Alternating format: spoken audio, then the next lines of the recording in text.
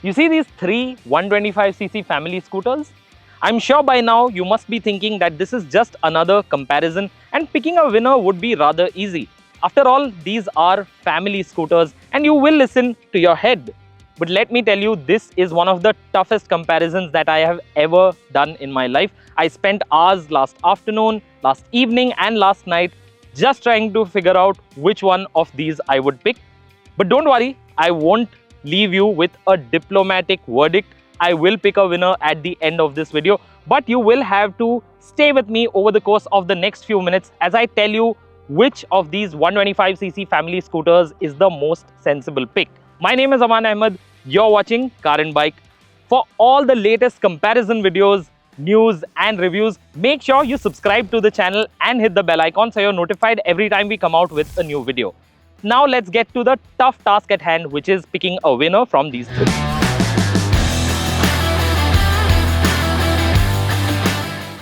Let's start with what these scooters are like in the flesh and what they're like to look at. The Destini is the newest, freshest design of all three scooters here. And while it is commendable the way Hero has transformed the appearance of the Destini from the previous gen model to this one, I have to say that this is the most polarizing design here and the one that most people have mixed feelings about. There is quite a bit going on. I like how Hero has creatively integrated the H motif into multiple elements on the scooter, but it is still a little bit over the top and I have a feeling that this might not age too well considering how many chrome trimmings are present on the scooter and also that quite a few of those are already starting to wear off. That being said, the Destini is still considerable in terms of its size because it has the longest wheelbase here and it rides on 12-inch wheels at both ends. Now to talk a little bit about the Access. The Access was unveiled at the Auto Expo and while this is a significant update, it is not an all-new model and you can tell that by just taking a look at its design and styling. This really is only an update of what we previously saw on the outgoing model. It has been evolved, so you do have different shapes for the lighting elements. There is a new LED DRL up front. But for the most part, this is more or less like the Access that we've grown used to over the years. And I feel like Suzuki could have done a little bit more to make the Access more appealing from a visual standpoint. That being said, familiarity breeds comfort and I think that is the focus with the Access. This one has the shortest wheelbase here of all three scooters and it rides on a 12-inch front wheel but still only a 10-inch rear wheel, which also affects its dynamics, but we'll get to that later. For now, let me talk about the Jupiter. Now the Jupiter's wheelbase sits between these two scooters and thankfully this one does have 12-inch wheels at both ends as well. And I have to say that I am pleasantly surprised by how good looking the Jupiter 125 is even in 2025.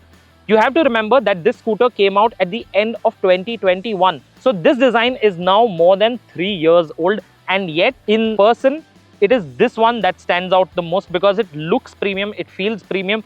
There are almost no noticeable panel gaps. Everything feels well put together. And from a visual standpoint, I think it is the Jupiter that makes the best impression of these three. But which one do you like the most?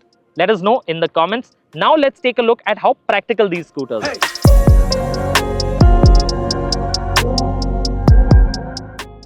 In terms of storage options, the Destini is perhaps the weakest product here. At the front, you have a storage pocket, but there's just one pocket and it's not particularly deep. You will at best be able to fit a small water bottle into it. And the underseat storage space is severely limited. This is just 19 liters. What are we, in 2008? Hero should have taken a cue from its rivals and worked to maximize underseat storage capacity. Rivals really have moved the game on in that department. Other than that, the footboard is decently spacious, but I'm not sure how much you will be able to accommodate here in case you need to. And when you have extra luggage, the Destini has just one bag hook as opposed to two bag hooks present on both of the other scooters. There's no bag hook under the seat. In terms of switchgear quality, the Destini does feel a notch better than the Access and the Jupiter. All of the switches feel rather nice and do have good feedback. The digital display is on the smaller side, and while it is perfectly legible, the turn-by-turn navigation display is not exactly to my liking. The mirrors are a good size and they do offer a good view of everything that's behind you. I think the best view of all three scooters. And you have a pillion backrest on the top end model, which does add to pillion comfort. Now, speaking about comfort, the seat is the shortest one over here, though it will still be able to accommodate a rider and a pillion with relative ease. You get a remote fuel filler lid release option built into the multifunction lock, and the foot pegs are also easy to deploy. Now to talk about the Suzuki Access. You see, the Access has gained 2 storage pockets with this update, and they are reasonably deep and you will be able to accommodate small water bottles in here as well. This one has a rather sturdy bag hook at the front and one bag hook just under the seat. The mirrors are a little bit compromised because they prioritized aesthetics over functionality, and they do offer limited rearward vision. The seat is the longest one here, so you will have plenty of room for the rider and the pillion along with some luggage if you are carrying some. But you do not have a pillion backrest on this, so you will just have to make do with the grab handle. The finishing of the pillion foot pegs is also not up to the mark, and these are rather difficult to deploy with your feet. And switchgear quality is decent, but it is not class leading. You do get a USB charging port, but the one on the Access has a rather flimsy feeling cover. The covers on the other 2 scooters feel much more solid and like they will hold up well over time. Speaking about the display, you have a regular LCD cluster. This is the same as before. Even the layout has not been changed. And while it is legible for the most part, there are certain aspects of the text displayed on the screen which are hard to read when you're going a little bit quicker. And you now also get a remote fuel filler lid release option on the Access as well. But in terms of practicality, the Jupiter 125 stands out in this crowd, and that is because it does prioritize storage. At the front, you have one storage pocket, but it is wide, so you will be able to fit a few items in here quite comfortably. The fuel filler lid on the Jupiter is at the front, and when we went to the fuel station, I found this to be the easiest to fuel up. The seat is long enough. It is not quite as long as the one on the Access, but it is generously sized, so it will accommodate the rider and the pillion in good comfort. And you get a lot of underseat storage space. Because the fuel tank is in the floor, you now have 33 liters of underseat storage. This is the most of all 3 scooters present here. And while none of these can accommodate a large full face helmet, the Jupiter will still accept the most luggage of the 3. Here, once again, you will see a pillion backrest, a welcome addition for pillion comfort, and the foot pegs on this one also feel nicely built and are easy to deploy. In terms of other switchgear, they do feel reasonably high quality. And the display, this is the top of the line Smart Connect variant, or is it Smart Connect variant? I'm not sure because TVS wants to spell it with an X. But anyway, I digress. The display on the Smart Connect variant is rather nice. It is split into 2 sections. The one on the left employs color elements and offers a plethora of information, including a rev counter. I'm not sure what purpose that would serve on the Jupiter, but it is present. And the buttons on the display are also much better quality than those on the other 2 scooters. But there is one area where the Jupiter falls short, and that is kickstart, or rather the lack of it. The Jupiter is the only scooter here that does not feature a kickstart system. It is present on the Access as well as on the Destini, and while it is not necessary to have, it is a good feature to have, and TVS has omitted it from the Jupiter 120.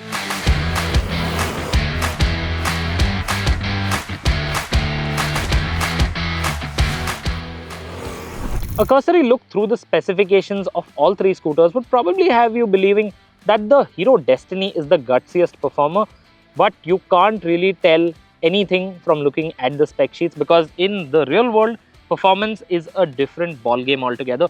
The Access is the most spirited performer of the 3. This one, despite having slightly less peak power than before, still feels quite a lot of fun to ride. It is quick for a 125cc scooter, and you have power available at practically any speed, whether you're at 30 kilometers an hour or 40 kilometers an hour. When you need to accelerate and overtake a vehicle, you will be able to do it with ease on the Access. It stops well too, the brakes are well calibrated and there is good stopping power. The scooter comes to a halt without any drama every single time. In terms of handling, this feels flickable, it is agile and it benefits from a lower curb weight as well. It is the lightest scooter here at 105 kg. But where the Access takes a hit is in the ride quality department, because this scooter feels stiff, especially over broken roads, and it can get uncomfortable over a sustained period of riding. Talking about the Hero Destini, the Destini here is interesting because it does have decent power, but it is never eager to be ridden quickly. It prefers a more sedate approach, a more relaxed riding style. That being said, the Destini has the best ride quality of all three scooters here. It is pliant and it takes broken road surfaces in its stride like a champ. You will feel perfectly comfortable riding over bad patches of road on the Destini. Handling wise, it is neutral, it is not looking to be pushed, and I felt that grip was the lowest on the Destini. You can throw it into corners, but it's not something that you will enjoy doing. And if you are the kind who enjoys spirited riding, then the Destini is clearly not the one for you. The brakes on the Destini are also decently powerful, but you need to really grab at the levers to bring the scooter to a complete halt. I feel like there could be better feel at the levers on the Destini. And now talking about the Jupiter. Interestingly, the Jupiter sits somewhere between the Access and the Destini, both in terms of outright performance as well as ride quality. It is not as pliant as the Destini, but it is not as harsh as the Access. And in terms of performance, it is not quite as fun as the Access, but it is much better than the Destini. Power delivery feels much more linear and you have a good amount of power available at any speed. In terms of handling, the Jupiter is not the sportiest feeling, but it does get the job done. And when you are looking to go a little bit quicker, the Jupiter is keen to get on with it. I found the brakes on the Jupiter to be quite powerful and there is good feel at the levers. You don't need to yank the levers back to be able to bring the scooter to a complete halt. And I feel in most situations, you will be more comfortable on the Jupiter if you have to come to a hard, quick stop. When it comes to overall engine refinement, it is the Access that stands head and shoulders above the other two scooters.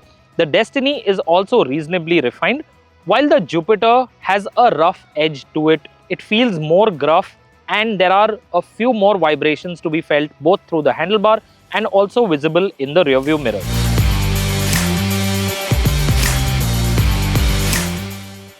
But at the end of the day, these are family scooters and one of the biggest considerations will be fuel efficiency. Now on that front, the Access is still quite frugal. We did ride this particularly hard and did subject it to a few highway runs as well, but this still managed to return somewhere between 45 to 48 kilometers per litre. The Destini is also efficient because it is set up for efficiency. The way the power delivery is figured, you will almost certainly never be using all of it, and the Destini has a claimed fuel efficiency figure of 59 kmpl. In the real world, we saw somewhere between 45 to 50 kmpl. And the Jupiter is perhaps the weakest in this regard because its claimed efficiency figure is around 50 kmpl. In the real world, you will see somewhere between 40 to 45 kmpl depending on how you ride.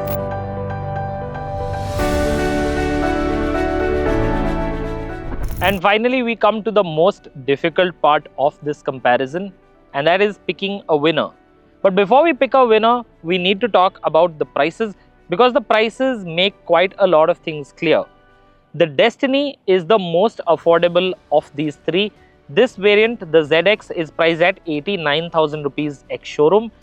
The Access is the second most expensive scooter you can buy here. This variant, the Ride Connect, is priced at almost 95,000 rupees ex-showroom. While the Jupiter 125 is the most expensive scooter here, the ex-showroom price is 99,000 rupees. On road, the Destini will be a little over 1,10,000, the Access will be a little over 1,16,000 and the Jupiter will be over 1,20,000 rupees. So there you have context for the pricing and the positioning of these three scooters.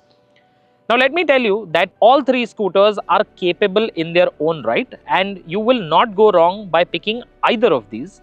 But the Destini is clearly the one that's the furthest behind in this trio. The Destini has a supple ride and it is decently powerful, But other than that, it really does not have much to impress the masses with. And despite its low pricing, I feel people will aspire to buy something that makes them feel good, a scooter that you want to ride, that you look forward to riding. And unfortunately, the Destini is not quite that scooter. So the toss-up for the number one position is between the Access and the Jupiter. The Access has long been the king in the 125cc scooter segment, and it's clear to see why. This is still a deeply likable scooter. Its engine is the most impressive of the lot. It offers great performance and you will have a blast riding the Access. The Jupiter, on the other hand, is quite practical and it is also decently fun to ride, if not as outright exciting as the Access. That being said, the Jupiter feels like a friendlier scooter to ride on a daily basis, especially when you factor in our broken roads and how many times you have to encounter such surfaces. The access over such roads is just not comfortable enough. For me, my heart does say that I want to ride the Access right now. But if I had to choose a scooter, a 125cc scooter that I could ride every day, including on days when I am not quite in the mood to ride, I would have to pick the Jupiter 125. So that's our verdict. The Jupiter 125 is the most well-rounded 125cc family scooter that you can buy in India today. What did you think of this comparison test? What do you think of these three scooters? Which one of these looks the most impressive to you? Do you like the Access more than the Jupiter or the other way around? Let us know your thoughts in the comments section. If you enjoyed watching this video, and I hope you enjoyed watching this video because it took a lot of effort to create this. We've been shooting out in this bright sunlight for the last 2 days. If you enjoyed watching it and found it informative, then remember to give us the thumbs up. If you have any feedback for us, we'll be happy to hear it.